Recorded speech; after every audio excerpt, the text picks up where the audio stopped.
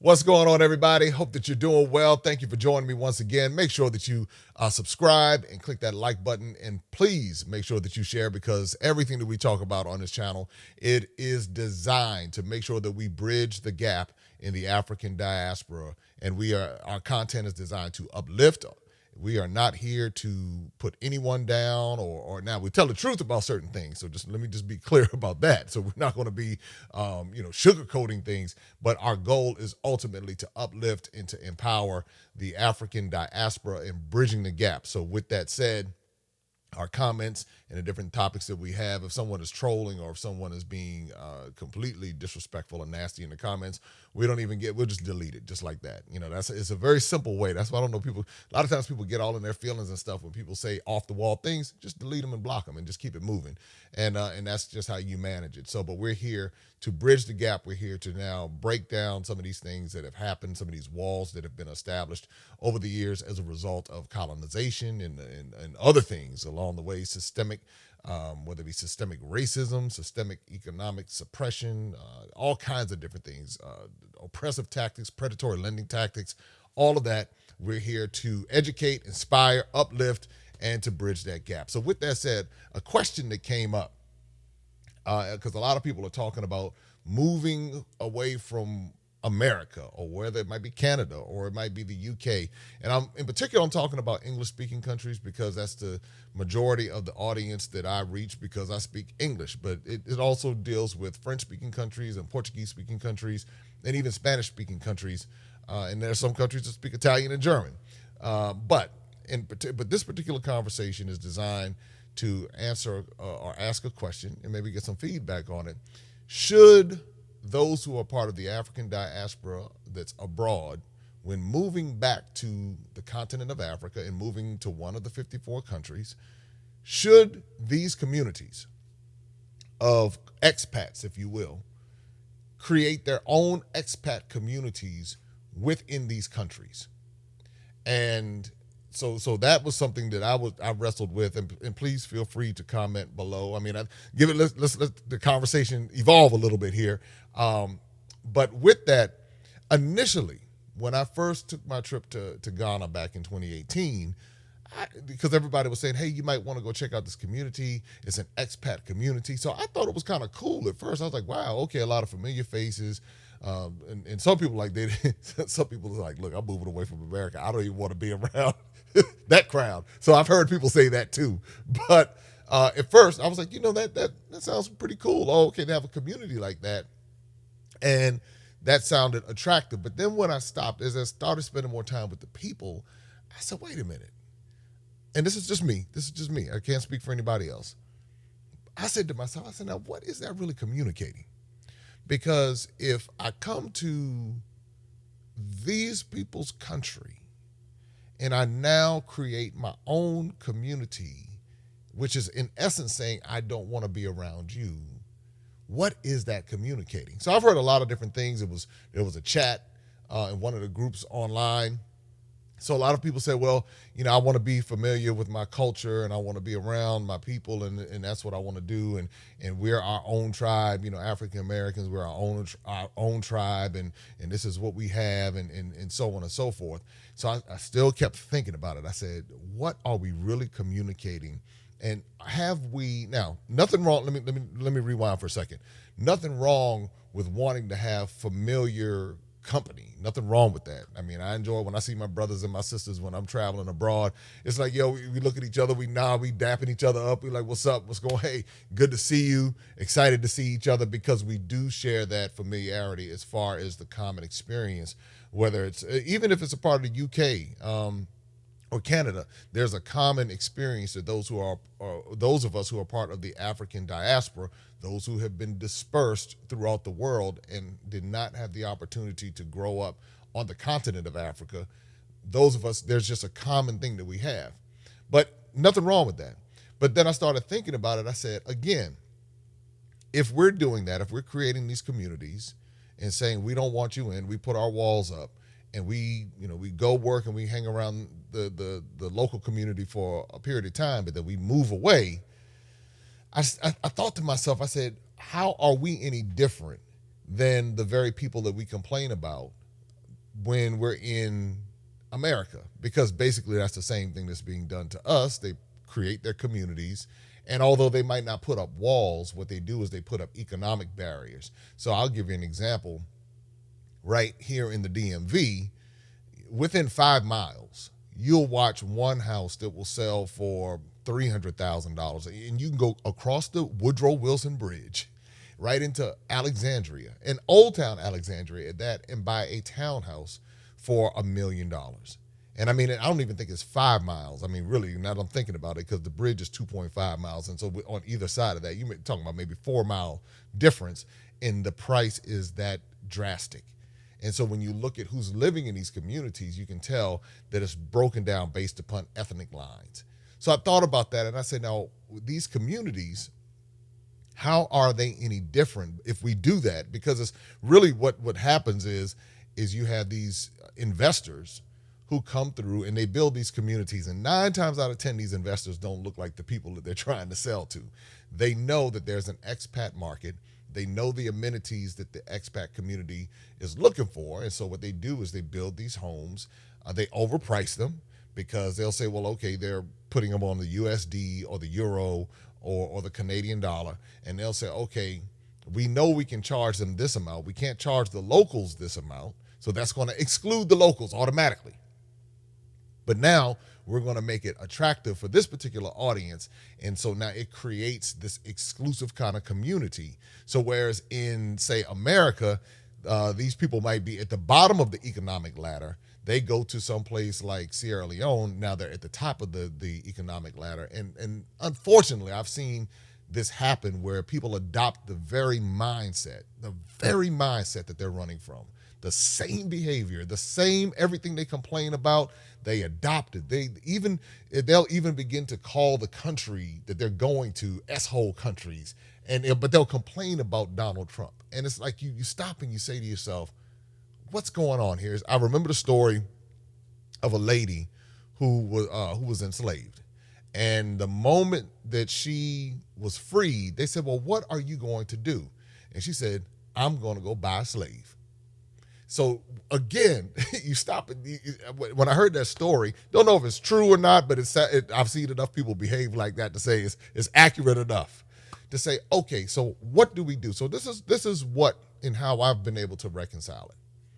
I cannot apologize for the lifestyle that I live in America. So there's certain amenities that I'm used to. There's certain things, there's certain type of bed that I sleep in, and so that's just what I'm used to. If I'm afforded that and I'm moving someplace and they're saying, hey, you have that, then I don't see a problem with someone having the amenities that they're used to and they're comfortable with, because that's just what they're used to. And so I'll never knock somebody for that. Some people say, well, you need to, not do that and do it the way everybody else is doing it. I don't think that's particularly right either. Because if somebody is able to do certain things and they want to do it, then that's fine. However, the problem comes in is when you begin to exclude people, and when you say, I don't want to be around these people, but we're coming into their land. We're coming into their country, asking them to welcome us into their country. Because if we're not asking them to welcome us into their country, then we're doing just like what the colonizer did. We're slick. We're acting like we're befriending them. And then the next thing that we're doing, we're taking over. And so I know that the community that I come from, we can have that tendency. We can come in and we can take over. We can come in and we can do a lot of different things. And a lot of times we'll do it under the guise of my brother, we do the African thing, and we one blood and all this other kind of stuff. And yeah, we down for the cause, but for real, we're in it for our own entrepreneurial interest, and we're not, or our own personal interest, and we're not in it for bridging the gap. One of the things I do is, as far as with hiring, I always look to make sure that if I'm hiring someone in a different country, I'm looking to say, well, how can I bring your income level to a point where you're happy? Where do you want to be happy? Where are you comfortable? And where would you like to be? I always ask, what goals do you have? Where do you want to go? And then I try to work towards that, because that's how you bridge the gap. That's how it becomes, now I'm sharing the equity with whoever that person might be. And so when you begin to understand that, now it's no longer the exploitations that we see happening. Because I'm telling you, just straight up, just so you understand, those of us who are part of the African diaspora can be just as we can go out here and exploit the same way. We can come in with the same attitudes that of the people that we complain about. The same. I mean, I heard a dude one time. I was at the restaurant in Ghana, and the wait staff didn't do something to his liking, and I'm gonna try to be as professional with this as possible.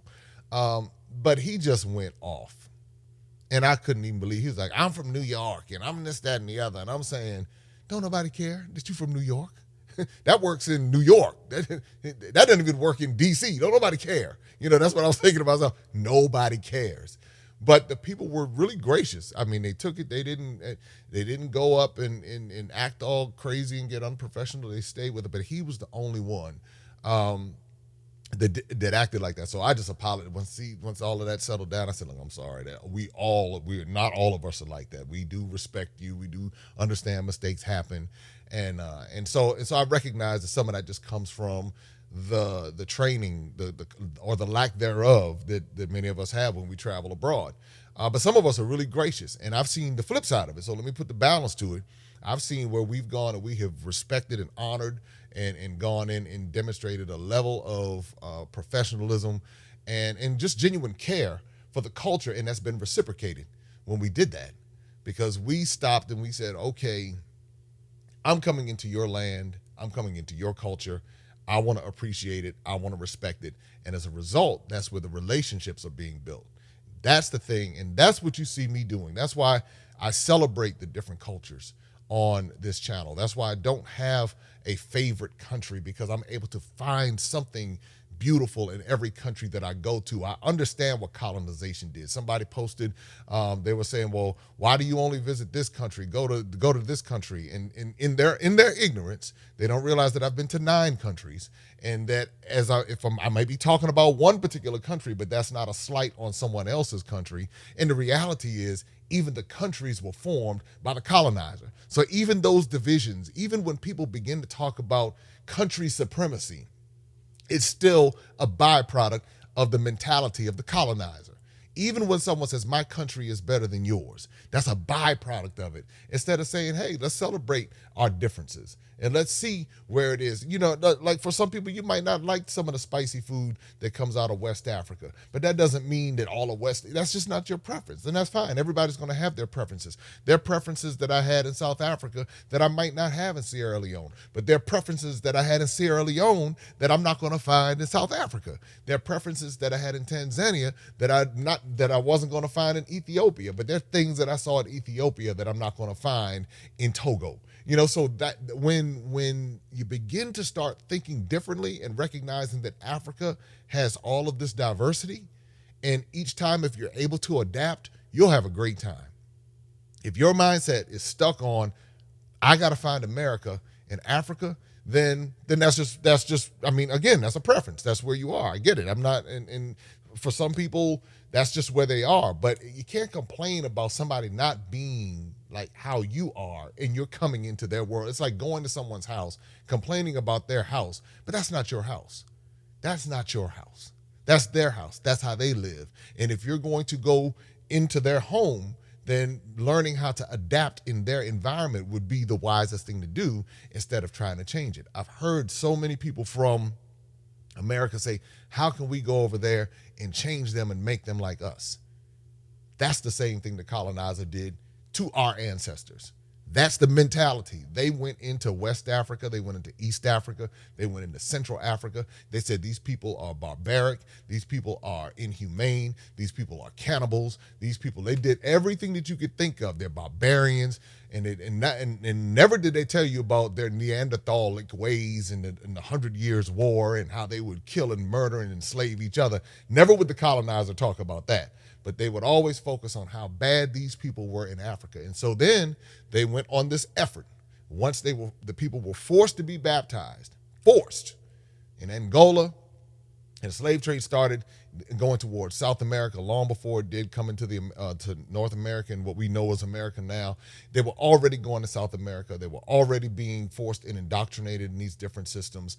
And so they were already being told that there is something wrong with you. There's something wrong with your hair. There's something wrong with your eyes. There's something wrong with your skin complexion. You have to understand this also. Skin complexion was not even an issue on the continent prior to colonization. Hair issues were never, you would not have found a weave before colonization came in. So when we start to begin to look at all of the effects of this stuff has trickled down and it is seeped in so many different levels. And as we begin to remove the tentacles from it, that's what you see happening. People are beginning to remove the tentacles. And as they're removing the tentacles from it, they're saying, wait a minute, who told me this? Why do I think like this? And that's where you see with the whole process of the decolonization, in my mind, it's like, well, who told me that this was right and this was wrong? Who told me that this was bad and this was good? And so as I begin to peel back the layers of who told me, it's like it begins to shatter some of the mentalities that I had, that I carried for so many years. And the things that I believed because someone told someone and someone told someone else and they told me and I believed it. And so once I believed it, it then became truth until I saw the truth. And then when I saw the truth, I was like, wow, I spent a whole lifetime believing what someone else told me and I didn't see for myself. Now, with that said, this is how I can come to or go to any country and say, wow, I can live among the people and I can flow among the people, regardless of their socioeconomic status. Because that's the other problem we have. We look down on people based on their socioeconomic status and we don't see them as human. We see their economic capacity as their worth instead of understanding, well, what happened here? What, maybe that's how they enjoy it. Maybe that's their culture. That's how they want to live. Why should they now become like what my standard is? And then me even adjusting in my mind, is my standard even my standard? Is my standard even reality? What has influenced my standard? Is my standard something that someone came up with? I watch too much television because a lot of black folks in America, we watch so much television. And so that has influenced our standard and what we say is right and what we say is wrong. We watch so many music videos with rented cars and rented gold jewelry and rented everything else and believing that those people own the stuff without understanding that half of them are in debt to the record company owned by the same people, the same colonizers who came in and did what they did in West Africa. But yet that's what we want to do and that's who we want to be. And I see the same thing happening in Africa. I see in all parts of Africa. I see where they picked up the Western culture and said that this is the standard and this is what we want to do and this is what we want to pursue. And then they look down on their own people and then they move away from their own people. They move away and, they don't want to do nothing to do with the village. They grew up in the village. Little so-and-so, little Kofi grew up in the village. But now he got a little taste of something and now he's dissing the village and now he's pursuing this European thing and he's chasing it and he's living his every being, every fiber of his being. That's what he's doing because he's now been told that that's garbage. That's not good. And he's throwing away his own heritage. Now, I'm not saying don't aspire to be entrepreneurial and have nice things or anything like that. I'm not indicting all of it. I'm not doing that. What I'm saying is that if you want to be successful as an expat, lack of better terms, please be mindful of going into these people's world, their land. And although we might be able to lay claim to some of it, they grew up there, they were born there. And so there's a level of respect that we should give. And so that's what I do. So that's why when I go to different places, I'm welcome because I'm not there trying to take over. I'm not there trying to change anybody. It's like, hey, what can I do? I have access to some resources. I know some folks. I got a decent following. It's growing. Hey, what can we do to bring awareness to what you're doing? Those are the types of things. That's how we bridge the gap. I learn from them instead of trying to come in and they learn from me. We learn from each other.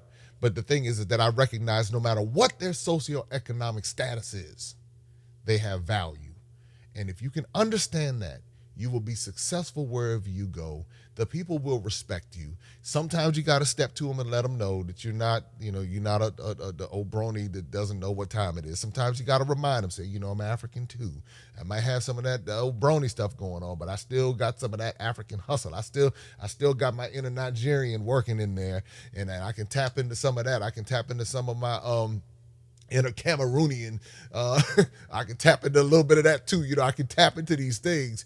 And once people know that you're there to help, and when I say help, not meaning from the standpoint of changing, but you're there to bridge the gap, then you don't have the same type of issues as someone who comes in with that attitude. Y'all need to fix this, and y'all got this, and y'all are wrong, and this is the problem. See if this, that, and the other, and I'm going back to America, and I'm going back. Hey, and that's what happens with a lot of people.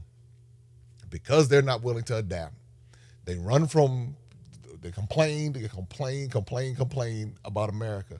And then they go to where they think is going to be the land of milk and honey, and they realize they still have to adapt. And then they run right back. So they're like, well, and that's some people, that's what happened when they left the plantation. They found out freedom has a cost. And they've got about 2 miles down the road, and the mosquitoes started biting them, and them snakes started chasing them. I'm going back over here with MISA. I'm going to go back on over here with MISA because it's easier.